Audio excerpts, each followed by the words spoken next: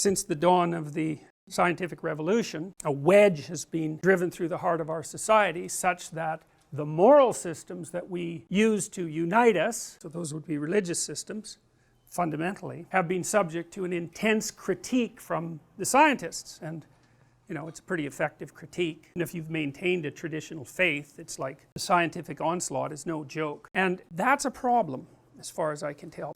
And the problem is that you're still left with the problem of how you should act.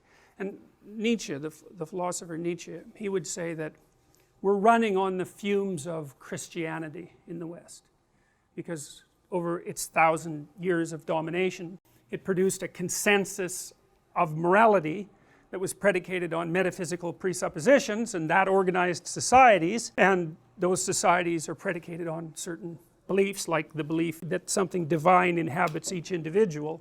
That's sort of the presumption that's embedded in law. It's sort of the idea that underlies the idea of natural right, right? There's something about you that's so valuable that even the law has to bow to it, even if you're reprehensible, even if you're convicted and reprehensible.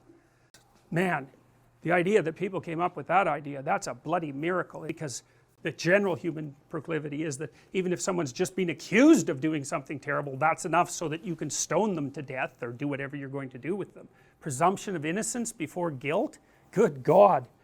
Of all the things that aren't automatic, that's got to top the list. It's unbelievable that that occurs. And it's interesting to me because it seems to me that that presupposition that there's something valuable, transcendent about each individual, I wouldn't call that a scientific presupposition, but it seems to be a highly functional presupposition, in that it isn't unreasonable to notice that societies that have valued the individual and made the law subject to the individual, even with regards to voting, because that's basically what voting does, it puts sovereignty in the hands of the people, those societies actually seem to work. Now, whether they'll work for the next 300 years, who the hell knows? I don't know, but they've worked pretty well for the last 500 years, let's say, and we've got it pretty good right now, and I suspect most of you are rather pleased that the law recognizes your value as individuals, and you take that for granted, right? You think you have rights, and of course the rights that you have, natural rights,